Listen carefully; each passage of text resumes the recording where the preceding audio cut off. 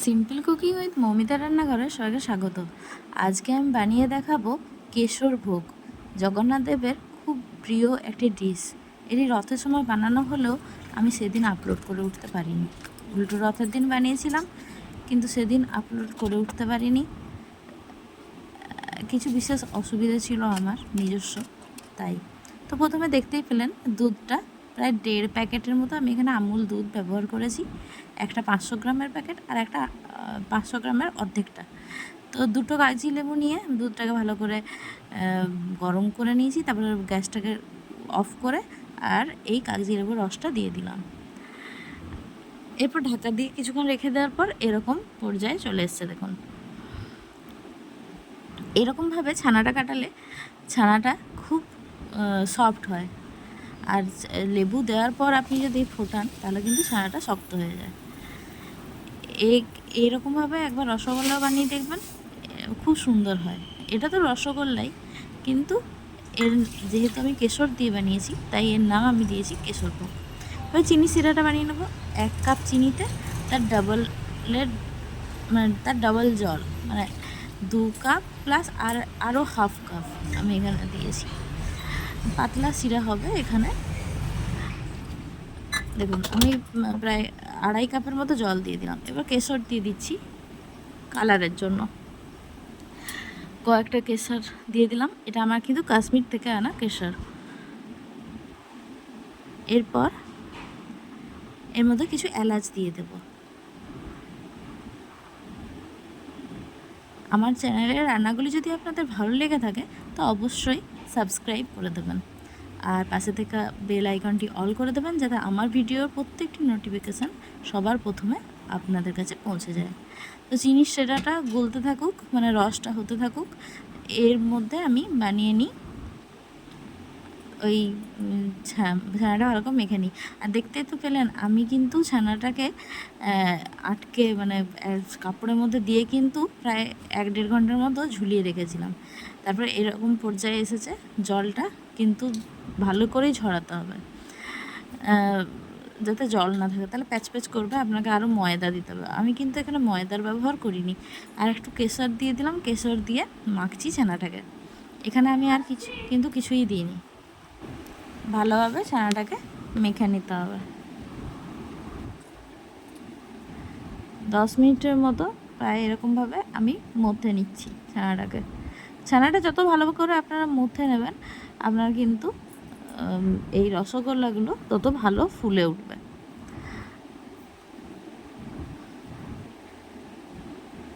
Pure ছানা দিয়ে কেশর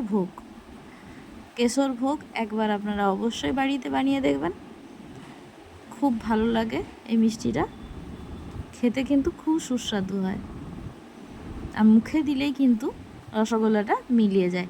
এই প্রসেসে করবেন, দেখবেন মুখে দিলেই কিন্তু রসগোল্লাটা মিলিয়ে যাবে।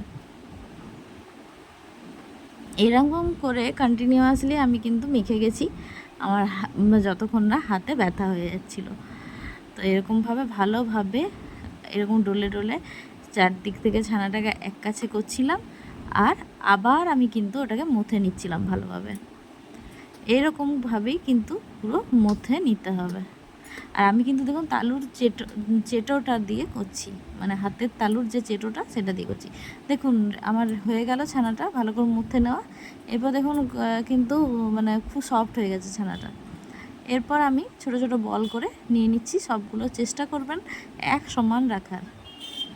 এরকমভাবে গোল গোল করে ছানাটাকে করে নিতে হবে। প্রত্যেকটা ইকুয়াল যাতে হয় সেরকমভাবে ছানাটাকে ডিস্ট্রিবিউট করে নেবেন।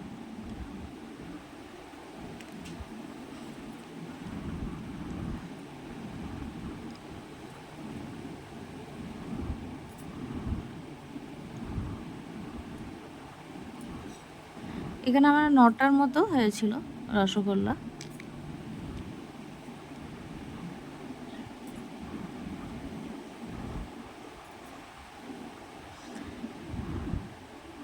তো আবারও বলছি, আমার চ্যানেলের রেসিপিগুলো যদি আপনাদের ভালো লেগে থাকে তো অবশ্যই লাইক, কমেন্ট, শেয়ার, সাবস্ক্রাইব করে দেবেন। দেখুন বলগুলোতে কিন্তু কোনো ক্র্যাক নেই। এরকমভাবে ভালো করে মেখে নিলে কিন্তু বলগুলো কোনো ক্র্যাক থাকবে না।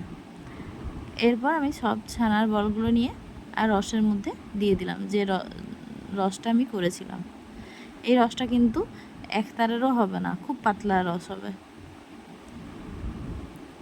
মানে একটু চিটচিট করবে সেই পর্যায়ে কিন্তু বলগুলো আমি ছেড়েছিলাম।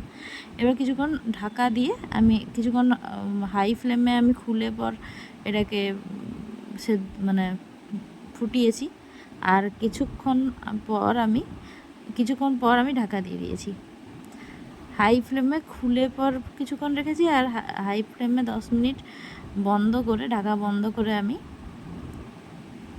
কিন্তু ফুটিয়ে নিয়েছি। তারপর লো ফ্লেমে আবার 5 মিনিটের মতো ঢাকা দিয়ে রেখেছিলাম। দেখুন এরপরে কিন্তু দেখিয়ে দিচ্ছি, দেখুন কত বড় বড় কিন্তু হয়ে গেল রসগোল্লাগুলো। এরকমভাবে কেশর ভোগ একবার বাড়িতে অবশ্যই বানিয়ে দেখবেন, খেতে কিন্তু অসাধারণ হয় আর খুব সফট। আস্তে আস্তে করে নাড়াতে হচ্ছে, নাহলে কিন্তু ভেঙে যেতে পারে। আর কালারটা দেখুন, পুরো কেশরের হলুদ কালারটা চলে এসছে। তো রেডি হয়ে গেল আমাদের কেশর ভোগ। ভালো লাগলে রেসিপিটি বাড়িতে অবশ্যই ট্রাই করে জানাবেন আমাকে কমেন্ট বক্সে যে কেমন লেগেছে আপনাদের। এরকমভাবে আমি কেশর ভোগটা করে নিয়েছিলাম। এরপর আপনাদেরকে পরিবেশন করে দেখিয়ে দেবো।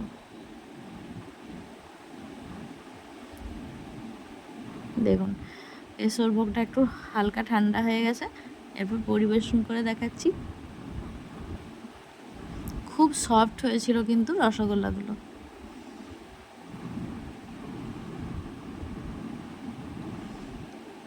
বিনা ময়দা দিয়ে কি সুন্দর আমাদের বানানো হয়ে গেল রসগোল্লা।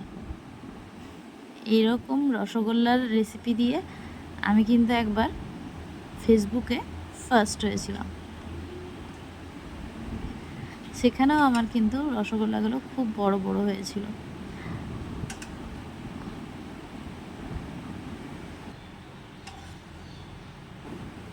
এরকমভাবে অবশ্যই বাড়িতে বানিয়ে দেখবেন। সবাইকে অতিথি এলে আপ্যায়নের জন্য এই মিষ্টিটা কিন্তু অনবদ্য বাড়িতে বানিয়ে সবাই খাওয়াবেন। Thanks for watching. দেখা হচ্ছে নেক্সট ভিডিওতে অন্য কোনো ভিডিওর সাথে।